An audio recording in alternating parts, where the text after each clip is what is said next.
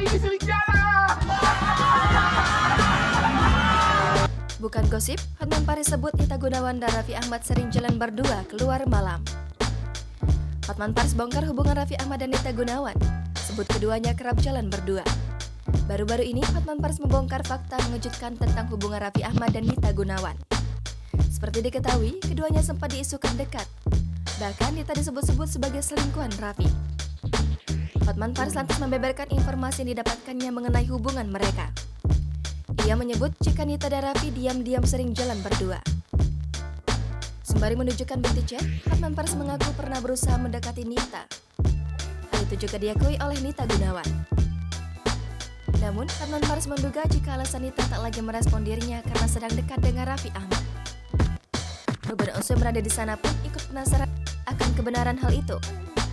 Lagi-lagi melontarkan godaannya, Hotman Paris menyebut Nita dan Raffi Ahmad kerap menghabiskan waktu bersama di malam hari.